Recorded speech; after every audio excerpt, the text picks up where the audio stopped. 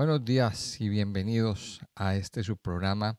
Buenos días, Señor, este espacio que apartamos para meditar en la palabra de Dios, para recibir de parte de nuestro Padre eterno esas palabras que nos levantan, que nos fortalecen, que nos animan y que nos muestran el camino que debemos andar y que debemos seguir. Esas palabras que nos muestran el eterno amor de nuestro Padre hacia nosotros y hacia su pueblo. Les doy la bienvenida, mi nombre es Carlos Muñoz y bueno, quiero invitarles a que, a que escuchemos este audio hasta el final, que lo compartan con amigos, con conocidos, en sus grupos, en sus demás redes sociales. También invitarles a que le den me gusta a este contenido y a que se suscriban a nuestro canal y así poder seguir fortaleciendo esta comunidad tan bonita de oyentes y sobre todo de personas que queremos cada día estudiar la palabra de Dios y deleitarnos en ella. Quiero invitarles entonces a que continuemos nuestro estudio del libro de Miqueas. Vamos al capítulo 6, ya entrando en la última parte de nuestro libro. Este libro pues solamente tiene 7 capítulos y pues donde Dios nos ha mostrado aquí cosas muy especiales. Recordamos que a Miqueas fue un escritor que escribió o profetizó al mismo tiempo que Isaías, al mismo tiempo que Oseas y que Amós. O sea que estos 4 profetas en determinados lugares del pueblo estaban profetizando y estaban hablando palabra de Dios. Por eso vamos a recurrir a, muchas veces recurrimos muchas veces a Isaías, por ejemplo, y a los otros profetas para entender lo que Dios está hablando. Y en esta última parte, que son los capítulos 6 y 7, pues vamos a ver la conclusión de este libro y vamos a mirar qué es lo que Dios quiere hacer. Dios viene dándoles una serie de advertencias, diciéndoles que por su forma de vivir, que por su desobediencia, pues viene una disciplina, viene un castigo, Dios levanta un enemigo y miremos que lo que Dios realmente quiere hacer es que haya un cambio en el pueblo, que haya un cambio en el corazón de cada persona. ¿Y por qué la idolatría se había infiltrado? Se había infiltrado pues fruto del alejamiento de Dios. Aparece la idolatría, aparece la injusticia, apareció el abusar de las personas menos favorecidas y muchas otras cosas. O sea, el pueblo estaba muy corrompido. Y Dios pues quería levantar, hacer la advertencia, porque fruto de esa corrupción moral, social que había, pues viene un castigo. Recordemos que la Biblia nos dice que la paga del pecado es la muerte. Y en el capítulo 6, que es la última parte ya del libro, hay una controversia.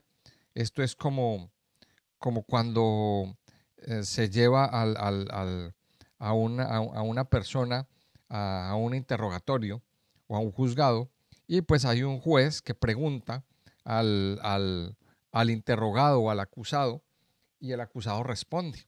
O sea, es más o menos así como vamos a encontrarnos el capítulo 6 del libro de Miqueas. Y dice así, entonces, esto es como una especie de conversación eh, entre Dios y el pueblo. O sea, Dios habla la primera parte, el pueblo responde y luego Dios vuelve a acusar y luego viene en el capítulo 7 la respuesta del pueblo del pueblo de Israel. Vamos a mirarlo así. Entonces dice la primera parte, los primeros 5 versículos dice, oíd ahora lo que dice Jehová, levántate, contiende contra los montes y oigan los collados tu voz. Oíd montes y fuertes cimientos de la tierra, el pleito de Jehová. Porque Jehová tiene pleito con su pueblo y altercará con Israel. Pueblo mío, ¿qué te he hecho o en qué te he molestado? Responde contra mí. porque yo te hice subir de la tierra de Egipto, y de la casa de servidumbre te redimí. Y envié delante de ti a Moisés, a Aarón y a María. Pueblo mío, acuérdate ahora que aconsejó Balac, rey de Moab, y que le respondió Balaam, hijo de Beor, desde Sittim hasta Gilgal, para que conozcas las justicias de Jehová. Entonces miremos que en esta primera parte, pues Dios lanza una acusación, Dios habla, pero lo primero que me llama la atención es cómo empieza el versículo, el capítulo 6. Oíd ahora lo que dice Jehová. Cada parte del libro de Miqueas empieza con un oíd. O sea, y aquí Dios está eh, lanzándonos este oíd en un imperativo. O sea, oigan. O sea, Dios está levantando su voz y está diciendo, oigan, escuchen, oíd ahora lo que dice Jehová. Recordamos que ese oíd es un verbo que aparece en el hebreo como Shema. Shema es oír atentamente. Eso es lo que Dios nos enseña. Entonces, una vez más, Dios tiene que decir, oíd ahora lo que dice Jehová. Y aquí nosotros tenemos que abrir nuestros oídos, abrir nuestros ojos, abrir nuestro entendimiento, porque Dios está hablando, porque Dios está levantando su voz. El Dios eterno, el Dios que hizo los cielos, el Dios creador de los cielos y de la tierra, es el que está hablando. El Dios supremo, el supremo juez, el creador de todo. O sea, no está hablando cualquier persona, cualquier otro ser humano sobre la tierra. ¿Qué es lo que sucede? Que, eh, por ejemplo, esto sucede mucho en las escuelas. Cuando el profesor habla, hay muchos alumnos que están despistados o simplemente están en otra cosa, en una actitud de rebeldía en su interior, y el profesor habla y es como si nadie hubiera hablado. Entonces, en la clase hay un desorden, cada cual habla, cada cual hace lo que quiere, eh, molesta, grita, habla, y el profesor, pues simplemente habla y nadie le hace caso. Pues eso era lo que estaba pasando en ese tiempo en Israel y en Jerusalén. O sea, cada cual estaba en lo suyo y Dios tiene que levantar la voz y dicen, oigan, escuchen a Dios. Y esa es la voz que se está levantando hoy también aquí. En pleno siglo XXI, también hay un profeta, hay unos profetas y unos eh, emisarios de Dios que tienen que decir, oigan palabra de Jehová. Oigan que Dios está hablando, que Dios tiene algo que decir. Y dice, levántate, contiende a los montes y oigan los collados tu voz. Oíd montes y fuertes cimientos de la tierra, el pleito de Jehová. O sea, Dios dice, oigan el pleito de Jehová, porque Jehová tiene pleito con su pueblo y altercará con Israel. O sea, Dios está llamando a cuentas a su pueblo. Esa es la palabra. Y eso es como cuando un hijo se porta mal. Imagínese esto. Usted está en la calle, usted está pues en la calle y usted ve que hay un alboroto en la calle y entre esos alborotadores está su hijo. Pues usted puede de pronto reprender a los demás amigos, pero usted con su hijo va a tener un trato especial. Usted a su hijo le va a decir, venga acá que tenemos que hablar. ¿Usted por qué estaba ahí?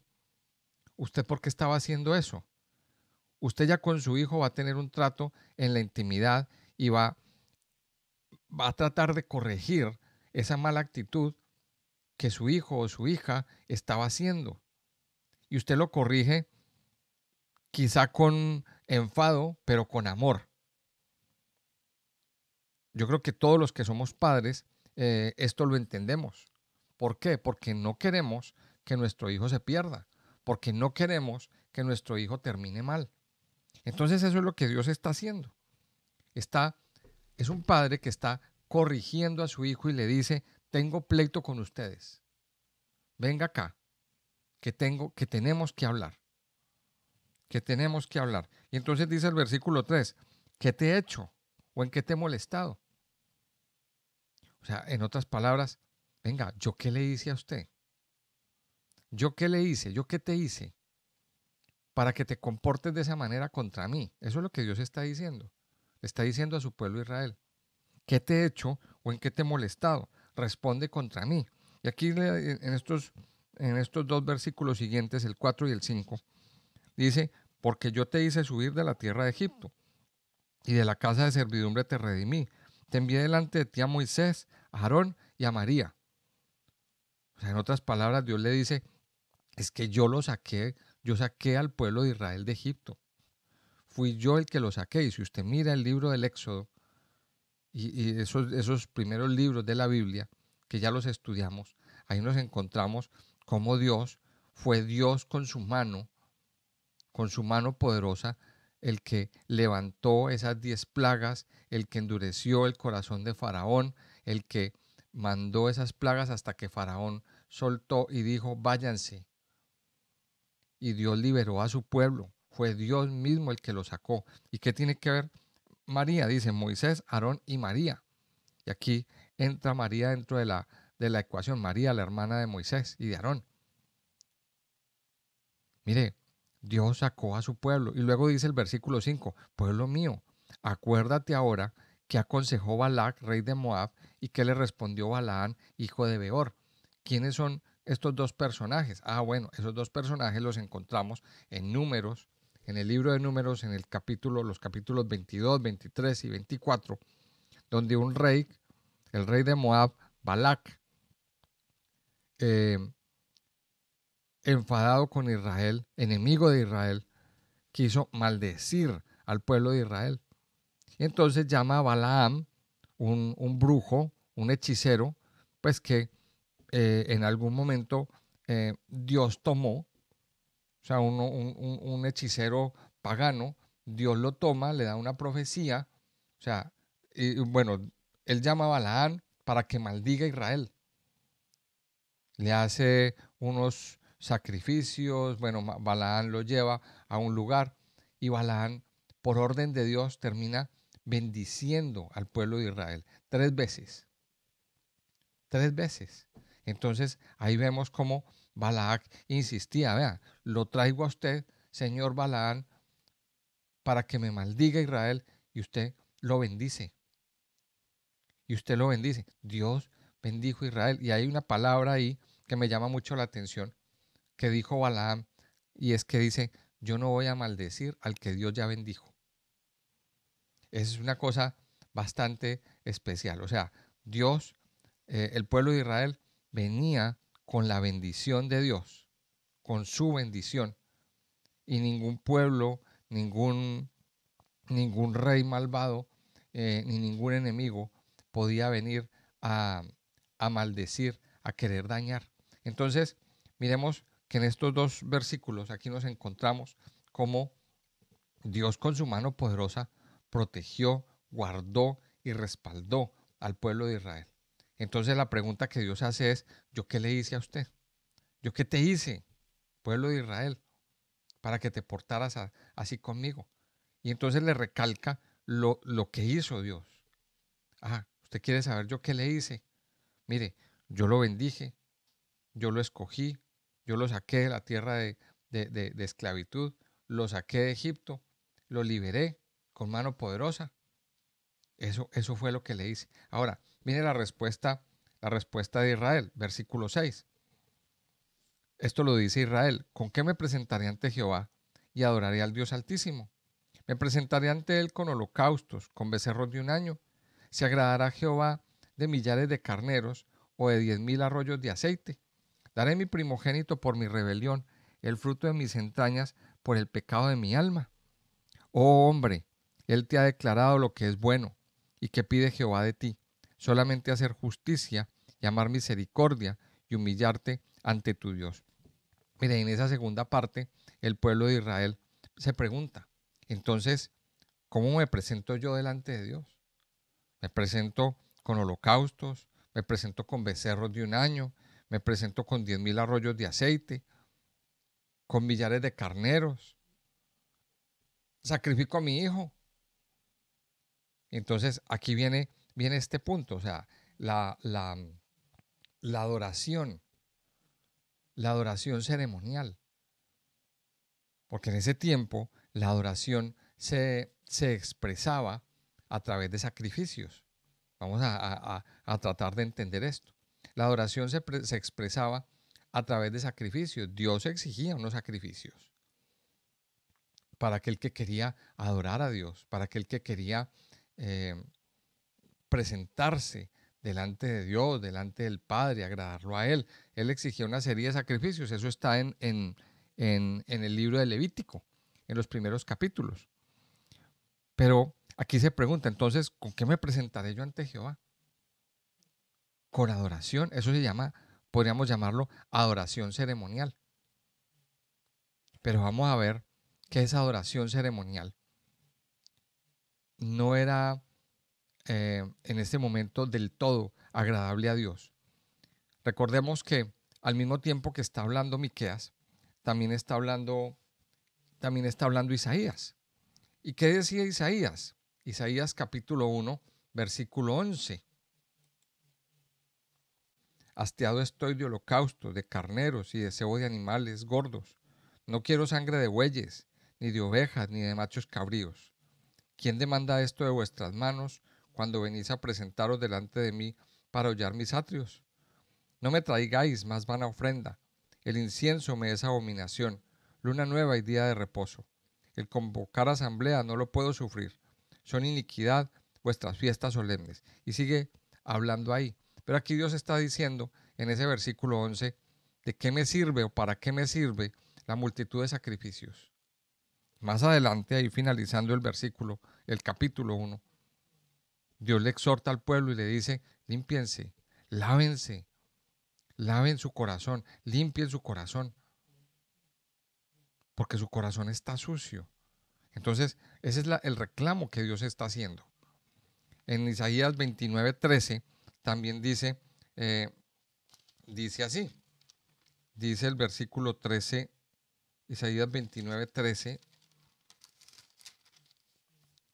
dice lo siguiente, dice pues el Señor, porque este pueblo se acerca a mí con su boca y con sus labios me honra, pero su corazón está lejos de mí, y su temor de mí no es más que un mandamiento de hombres que les ha sido enseñado.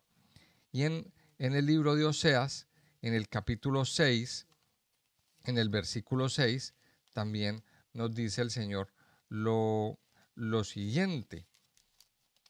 Dice Oseas 6:6, dice, porque misericordia quiero y no sacrificio, y conocimiento de Dios más que holocaustos. Recordemos que Isaías, Miqueas y Oseas hablaban al mismo tiempo. Entonces, ¿qué nos está diciendo el Señor? Que esos sacrificios ceremoniales, que esa adoración ceremonial, en este momento ya no era agradable delante de Dios. ¿Por qué no era agradable? Porque era fruto de un corazón corrompido. Había un corazón que no se había renovado, unos corazones que no se habían renovado, unos corazones que seguían hundiéndose en el pecado. Como decía Isaías en el capítulo 29, este pueblo de labios me honra, pero su corazón está lejos de mí. Ahora, ¿qué es lo que sucede hoy en día con muchas personas? Hablándolo en pleno siglo XXI. Pues, ¿cuáles son esos sacrificios que presenta la gente?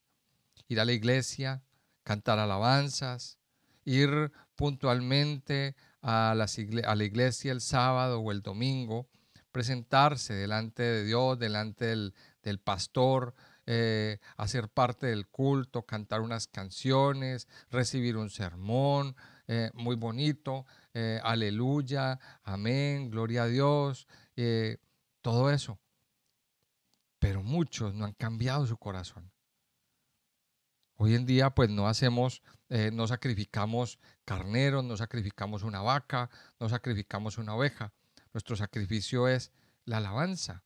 Nuestro sacrificio es pues ir y destinar 1 o 2 o 3 horas de nuestro tiempo en la iglesia o en el lugar donde nos congregamos Pero muchos han tomado esto como algo religioso, como un ritualismo, pero su corazón sigue siendo igual, pero su corazón sigue siendo el mismo. En cuanto termina el culto o la reunión, volvemos a casa y ese hombre o esa mujer siguen con los mismos enojos, con las mismas iras, con las mismas malas palabras, con las mismas chistes de doble sentido. En el transcurso de la semana, otra vez a beber, a emborracharse, a tener malas actitudes. Entonces, ¿de qué sirve? Eso es lo que Dios está reclamando aquí.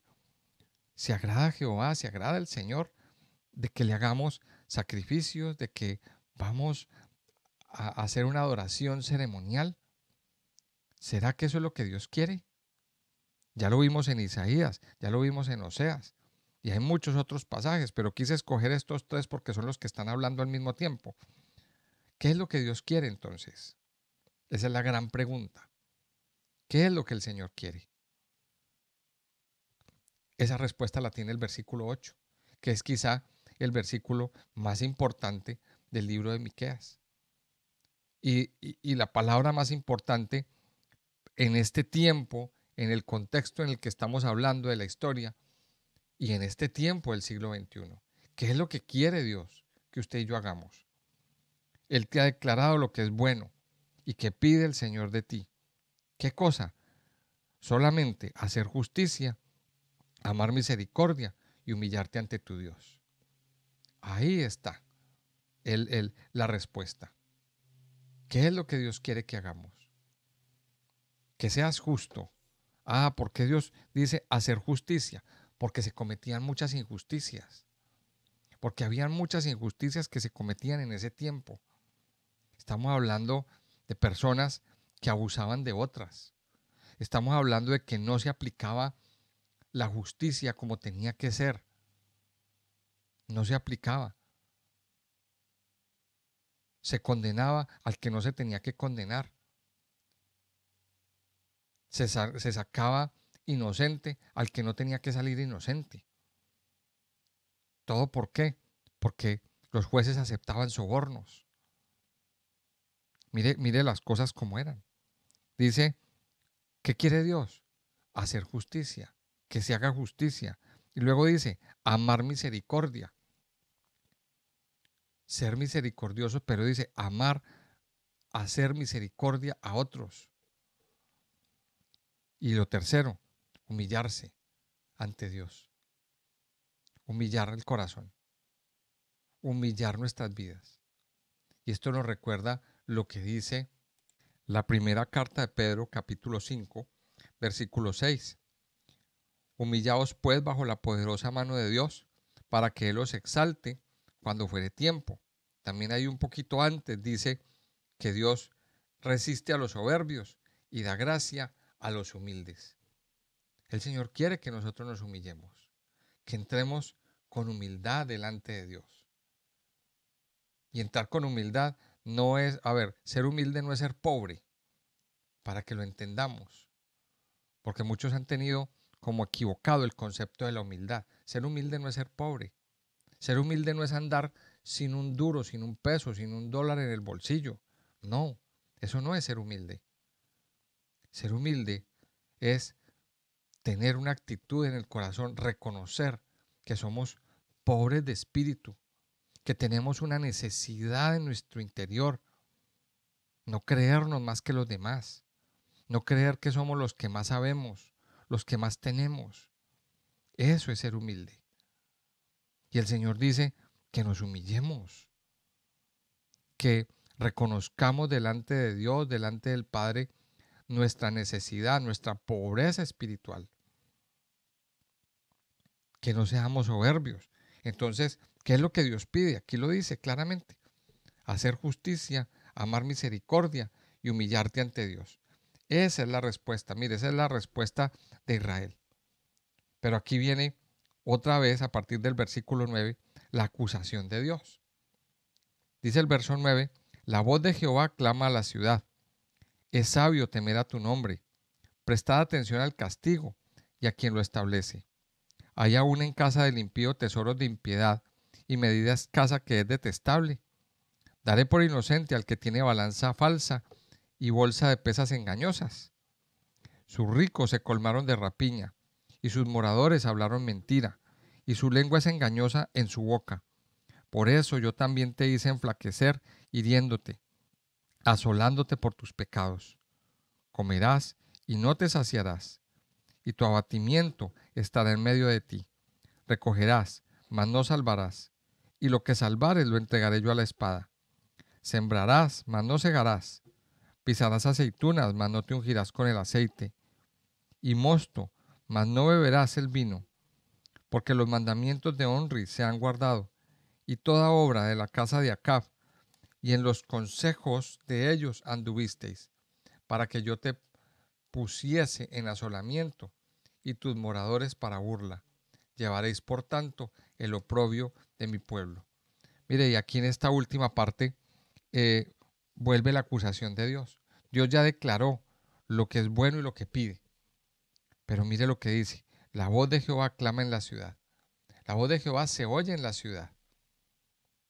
Y estamos hablando de que Dios no se quedó callado durante ese tiempo. Dios envió profetas. Y habían muchos profetas. Bueno, conocemos a Miqueas, a Oseas, a Isaías. Pero también habían profetas anónimos. Profetas que no, sus nombres no aparecen en la Biblia, pero estaban ahí también. Estaban ahí, hablando. Dice, la voz de Jehová clama a la ciudad. Es sabio temer a tu nombre. Prestar atención al castigo y a quien lo establece. La gente menospreciaba la palabra de Dios. Y a lo mejor pensaban, ay, que el Señor que nos va a castigar. Sigamos, pues, que el Señor todo lo perdona. Sigamos adelante. Sigamos adelante con lo que estamos haciendo.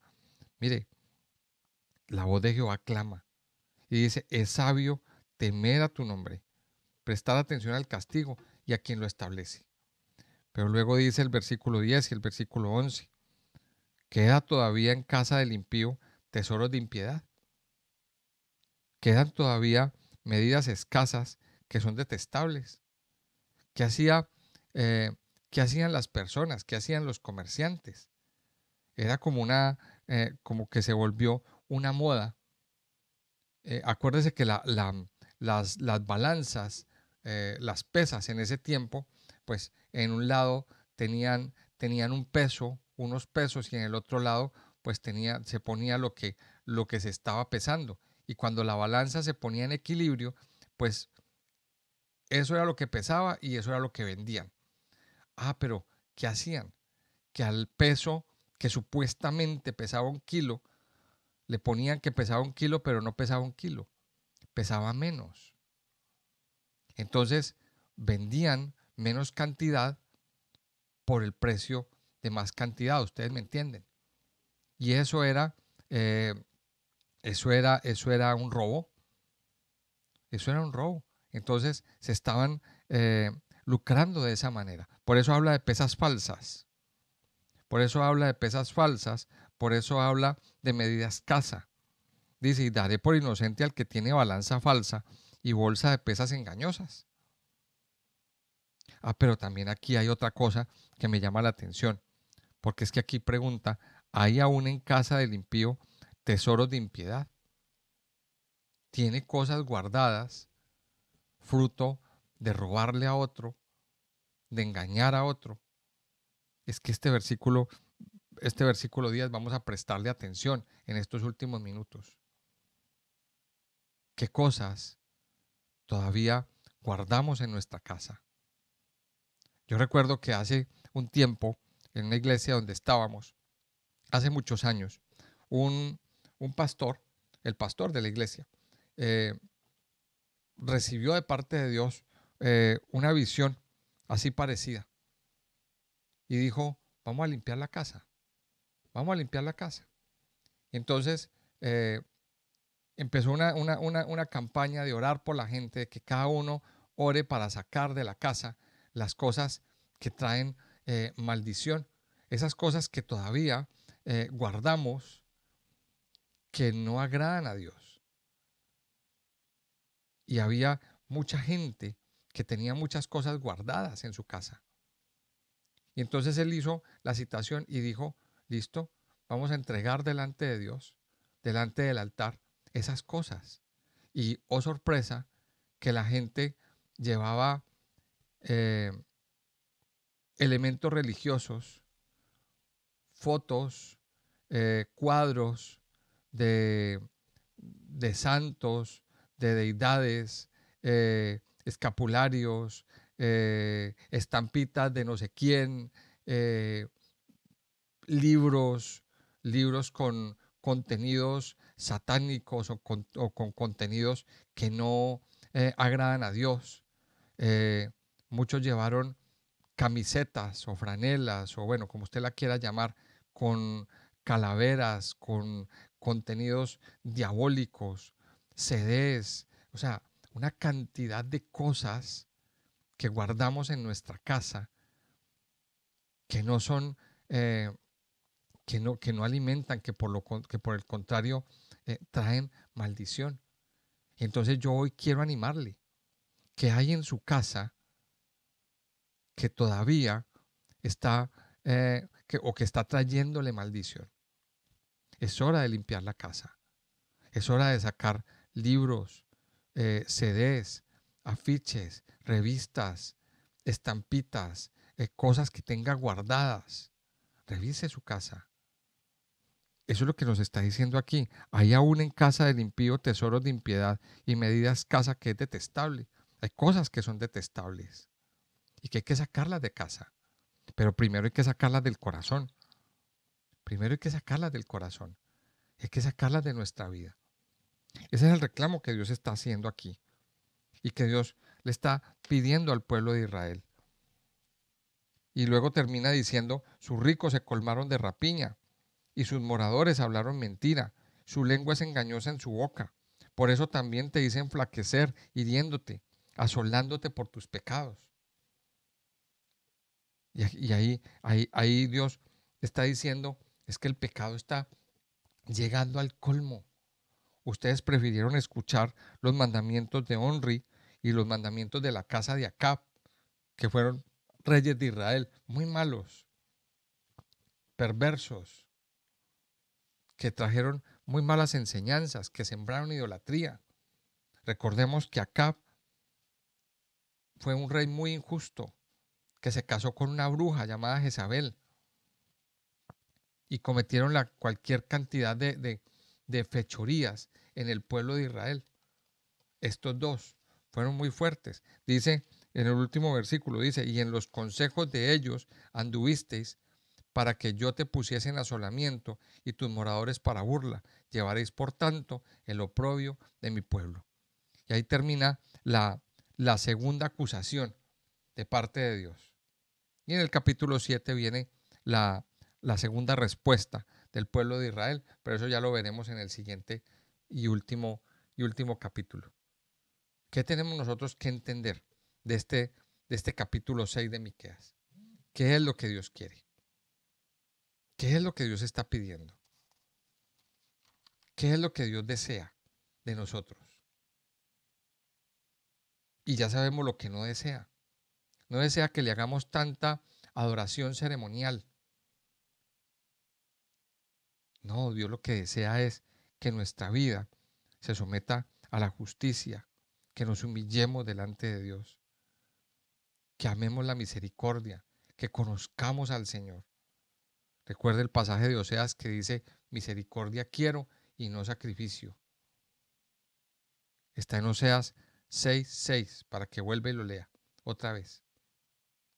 Eso es lo que Dios desea, que nuestra vida se humille delante de Dios, que nuestra vida se postre delante del Padre y que con humildad conozcamos, acatemos la voz de Dios, que oigamos lo que Dios dice y que aprendamos a obedecer. Padre Santo, te damos gracias en este día, Señor. Gracias por permitirnos un día más, una vez más, estar delante de ti estar delante de tu presencia, mi Señor. Gracias porque cada día, cada momento podemos encontrarnos contigo, podemos recibir de parte de ti las cosas grandes y bonitas que tú quieres para nosotros. Padre, hoy has hablado, Señor, y nos has dicho lo que tú quieres, lo que tú pides. ¿Qué es lo que tú quieres que nosotros hagamos? Y aquí está muy claro que pide el Señor de ti solamente hacer justicia, amar misericordia y humillarnos. Padre, hoy nos humillamos delante de ti. Hoy humillamos nuestra vida, humillamos nuestro corazón, humillamos nuestra mente, humillamos todo nuestro ser. Reconocemos la necesidad que tenemos de ti. Reconocemos, Padre eterno, que necesitamos de tu amor. Reconocemos, Señor, humildemente que hemos pecado, que hemos fallado, que somos pecadores, pero que necesitamos de tu mano para que nos levante cada día, para que nos fortalezca, porque sin ti, Padre eterno, no podremos vivir. Ayúdanos, Padre, a limpiar nuestra vida de toda inmundicia, a limpiar nuestra casa, Señor, de todo aquello que nos sirve, de todo aquello que contamina. Ayúdanos, Padre Dios, a limpiar nuestra casa, nuestro corazón, de todo aquello que no te glorifica, Señor, de todo aquello que lo que trae es maldición a nuestras vidas y a nuestras casas. Padre eterno y poderoso, en esta mañana, en este día, te damos las gracias a ti, Señor. Te agradecemos por todo lo que estás haciendo, por todo lo que haces, por todo lo que harás. Ayúdanos a escuchar tu voz, a oírte atentamente, a obedecer tus mandamientos y a ponerlos por obra, mi Señor. Te alabamos y te bendecimos, Señor, en el nombre de Jesús. Amén y amén.